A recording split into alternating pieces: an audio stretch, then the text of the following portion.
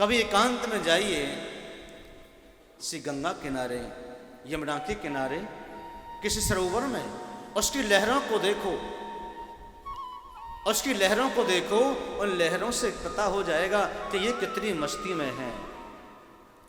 आदमी मस्ती में है क्या बताओ? अरे बोलो, आज का आदमी मस्ती में है क्या? नहीं है ना। हर आदमी के ऊपर टेंशनों का बोझ रखा है ना।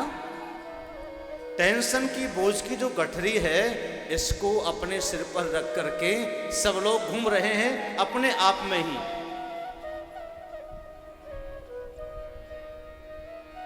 किसी से मतलब नहीं रखते, किसी से वार्तालाप करने का मन नहीं करता। क्यों? टेंशनों का बोझ बहुत बढ़ गया है आज के युग में। जिसके जीवन में प्रेम है, कोई टेंशन नहीं है, केवल चिंतन है।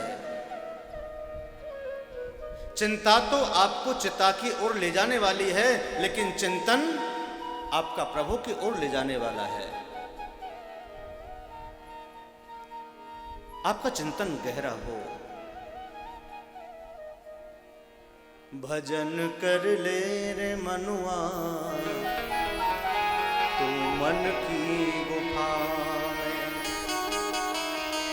यतन कर ले रे मनुआ, तू मन की गुफा।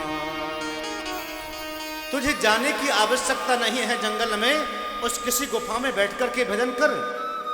तेरे मन की गुफा में भजन कर। तेरे मन रूपी गुफा बहुत गहरी है कि यतन कर ले रे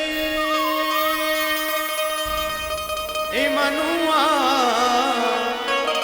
तू मन की गुफा में भजन कर ले रे मनुआ, मन की गुफा। यत्न कर, प्रयत्न कर, मन की गुफा में जाकर के बैठ।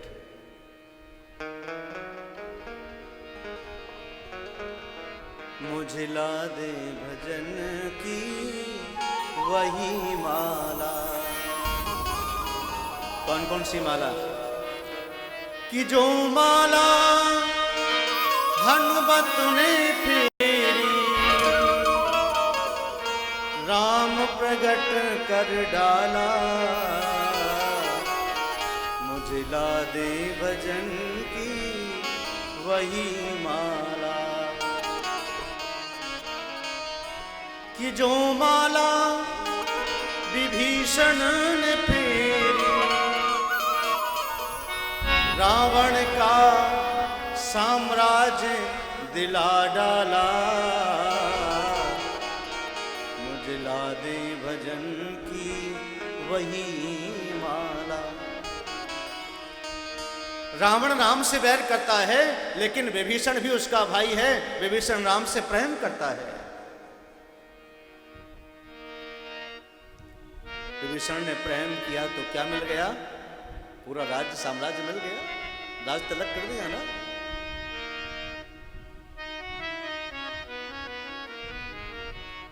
जो माला मीरा ने फेरी,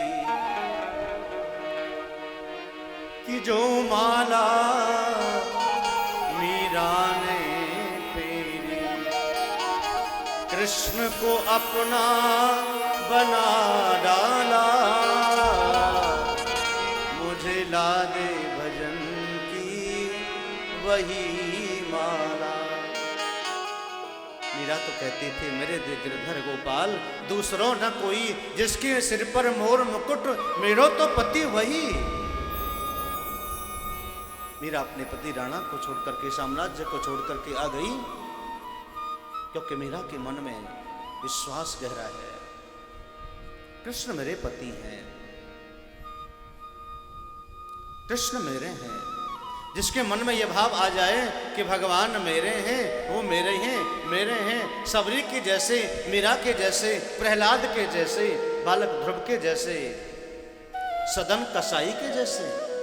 सदन कसाई का नाम सुना है? ये सदन कसाई मांस बेचने वाला था। क्या था? मांस बेचने वाला। जिस तराजू में तोल करके वो मांस बेचता था, उसको पता नहीं था कि वो बाट क्या है। वो बाट उसका शालिग्राम था। और शालिग्राम तो अप्रतिष्ठित देव हैं, स्वयं साक्षात विष्णु का स्वरूप है, नारायण का रूप है। एक दिन उसी बाट से, शालिग्राम से भगवान नारायण प्रसन्न हो गए और कहा, धन्य है तेरी इस भक्ति को, तुम मेरे से ही तोल तोल करके सबको ये वितरण कर रहा है, अर्थात वह मेरा प्रसाद हो गया, वह मेरा रूप है।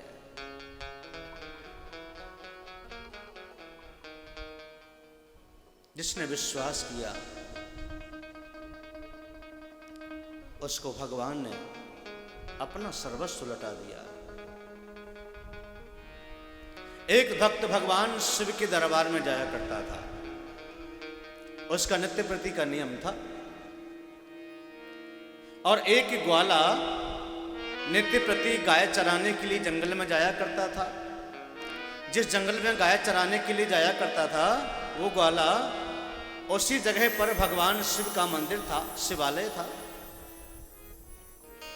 वो ग्वाला देखता कि नित्य प्रति एक भक्त भगवान शिव के ऊपर जल चढ़ाने के लिए आता है। वो भक्त शिवालय पे शिवलिंग पर जल चढ़ाता और वो ग्वाला उस शिवालय में लट्ठ मारता। एक दिन भक्त की परीक्षा के लिए भगवान ने बहुत जोर से आंधी, तूफान, गर्जना और बारिश का रूप बना दिया। जोर जोर से मूसलाधार बारिश होने लगी। लेकिन ग्वाला का तो नियम था, उसको तो गाय चराने आना था। लेकिन आज वो भक्त रुक गया मूसलाधार बरसात को देख करके कि मौसम बहुत बिगड़ा हुआ है, चलो आज नहीं कल ही 2 लोटा चढ़ा दूंगा। भक्त का वो लोटा का जल चढ़ाना तो रह गया, लेकिन उस ग्वाला ने अपना नियम नहीं तोड़ा। उसने शिवालय में आकर के एक लट्ठ रख दिया। भगवान शिव शिवालय से प्रसन्न और प्रकट हो गए और कहा, भक्त आज मैं तेरी भक्ति से प्रसन्न हूं कि तुमने नियम से आज भी मेरे ऊपर लाठी का वर्षण किया है। बोल क्या मांगना चाहता है? मैं आपको ये कहना चाहता हूं और समझाना भी चाहता हूं कि व्यक्ति के जीवन में नियम बहुत जरूरी है। जिसके जीवन में नियम है, जिसके जीवन में निरंतरता बनी हुई है, भगवान एक ना एक दिन तो आपको दर्शन देंगे ही। कृष्ण कृष्ण रटते रहो हे मन आठों याम, कबहु तो दीन दयाल के भनक पड़ेगी काम। कभी तो आपकी आवाज वो सुन ही लेंगे ना।